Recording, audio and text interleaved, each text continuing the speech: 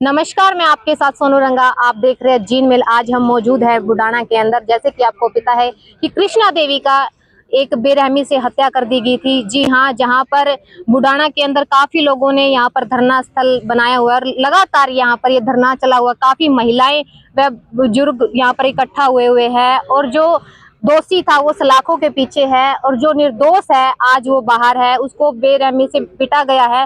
लेकिन क्या कुछ उनका मतलब अभी तक ये किस मुद्दे को लेकर यहाँ पर रुके हुए हैं। हम सीधा हैं कि इनको सलाखों के पीछे ले जाया गया था और इनको काफी चोट भी लगी है और इन्होंने कोई ऐसा गुनाह भी नहीं किया और फिर भी उस चीज की इनको सजा भी मिली है। जी गुरमीत जी, आप सलाखों के पीछे थे, आपसे किस तरह की पूछताछ हुई और आप मतलब क्या इसमें सच में ही आप शामिल थे या नहीं थे? नहीं नहीं जी, पहले तो आपके सभी दर्शकों को राम राम।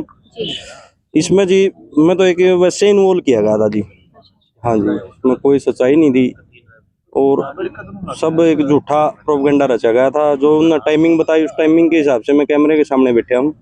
मेरी सीसीटीवी फुटेज भी निकाली गई थी, उसके बाद भी मतलब मेरे को टॉर्चर किया गया है। हाँ जी। आपकी कोई रंजिश उनके साथ, कोई जाति दुश्मनी? नहीं, कोई ऐसी तो कोई बात नहीं थी जी।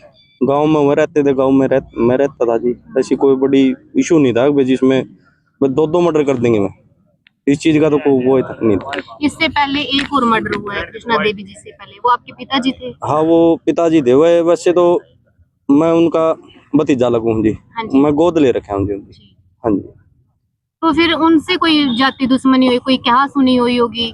भाई क्या सुनी तो उन्होंने बताई है जी। उसमें उन्होंने ये बताई है कि भाई भेड़ बढ़ गई होंगी जी खेत में हमारा, क्योंकि धानक बस्ती इस साइड है, ऑन रोड खेत है जी हमारे। तो उसमें उन्होंने यही बताया, वो उन्होंने बोलिया हुआ मेरे काका ने बे बकरी निकाल ले तेरी। बस इसी बात पर मतलब इतना बड़ा मर्डर वाली वाह। तो अभी लगातार यहाँ पर धरना चला हुआ है, तो जो दोषी है वो सलाखों के पीछे है, तो मतलब अभी और क्या क्या मांगे हैं आप? ऐसा क्या अभी आप संतुष्ट है ही नहीं? नहीं जी। वो सलाखों के पीछे कहाँ है जी। मेरे वाले केस में तो अभी तक किसी भी तरीके की कोई गिरफ्तारी नहीं हुई है जी। परसों से पहले दिन, आज से 3-4 दिन पहले डीएसपी साहब से मिले थे। उन्होंने बोले भाई आप वाला केस में तो किसी की गिरफ्तारी नहीं हुई। तो मेरे वाला केस तो अभी क्लियर है जी, उसमें तो किसी की गिरफ्तारी नहीं। तो फिर आप प्रशासन से क्या अपील करना चाहते हैं, क्या चाहते हैं? नहीं, प्रशासन तो अपील तो जी ये पूरा गांव बैठा है जी। पूरा मेरा 12 खाप है, जो और भी है मेरे छोटे बड़े हैं, ये संतुष्ट हो जाएंगे तो मैं अपने आप पे संतुष्ट हो जाऊंगा जी। एक प्रशासन बार बार गलत फैला रहा है जी। गुरमीत संतुष्ट हो गया जी। मेरा किसी का मेरे पास फोन नहीं आया जी। एसपी, डीएसपी, एसएचओ, किसी का मेरे पास कोई कॉल नहीं आई है और ना ही मैंने उनको ये बोला मैं संतुष्ट हूँ।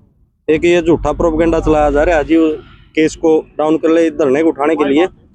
ये मैं प्रशासन से इस बात की गुहार है भाई, इस तरह का कोई प्रोपेगेंडा ना चलाओ। आपसे नहीं कार्रवाई हो रही तो आप मना कर दो। दबाव थोड़े है किसी चीज का। तो क्या लगता है कि आपको कि प्रशासन पे भी किसी प्रकार का दबाव दिया जा रहा है या फिर जो दोषी है उनको बचाया जा रहा है? बिल्कुल, ये तो बचाया तो वैसे देखो, जो मेरी काकी कृष्णा थी उस मर्डर में उसके माँ बाप इन्वॉल्व है। उनको तीसरे दिन बेल मिल गई, दूसरे दिन तीसरे दिन। तो बेल तो मिलन का 102 इसमें 302 में 120 बी में बेल मिलना मतलब मर्डर के केस में बेल तो है ही नहीं। बहुत टाइम के बाद मिलती, इनको हाथों हाथ मिल रही है। तो इसमें तो संदेह दिख रहा है प्रशासन ने आपकी कार्रवाई नहीं की।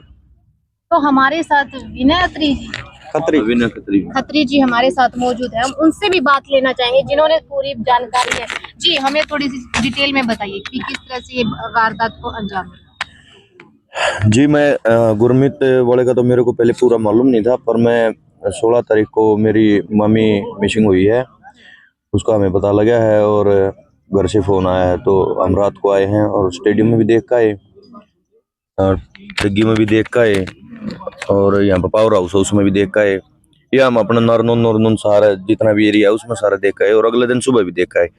और 11 बजे पता लगा कि कोई हाथ कटा हुआ मिला पड़ा है यहाँ पे डिग्गी के सामने। तो हमने जाकर देखा कि हाँ भाई है और लेडीज का है। तो फिर हम समझ गए थे भाई मतलब डेथ तो हो चुकी है और अपने ढूंढ लो। फिर ढूंढने के बाद हमने वहाँ पे जो है बॉडी उस गड्ढे में हमने मिली है जी। तो ये कहा जा रहा है कि जो ये अंजाम है ये कोई पिछले टाइम की कोई पुरानी रंजिश से बदला लिया जा रहा है, क्या कितनी जी, सच्चाई है? रंजिश सच्चाई ये है कि वो रंजिश उससे होती है ना, किसी के साथ किसी लड़ाई हो, पैसे का लेन देन हो या फिर किसी के साथ गाली गलौज हो, उनके साथ तो हमारा कोई, उनके क्या किसी के साथ नहीं है ऐसा।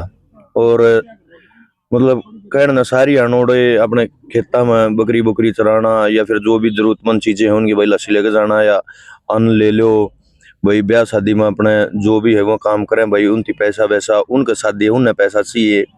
तो बस ऐसा ही था, इसमें रंजिश वाली तो कोई बात ही नहीं होती।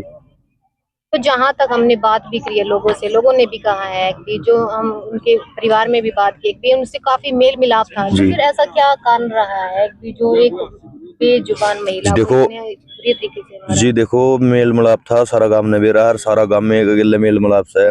और ये नहीं जो पुरानी पीढ़ी है वह भी मिलनसार रही है सारी सारा गांव में। और रहने तो की है वह उनके इतने उन माइंड है ही नहीं, अगर वह ईडल का काम कर दे। उनको ऊपर भी बैठे हैं कई लोग जिन्हें उन पर कराया है उनने कराया है, ठीक है।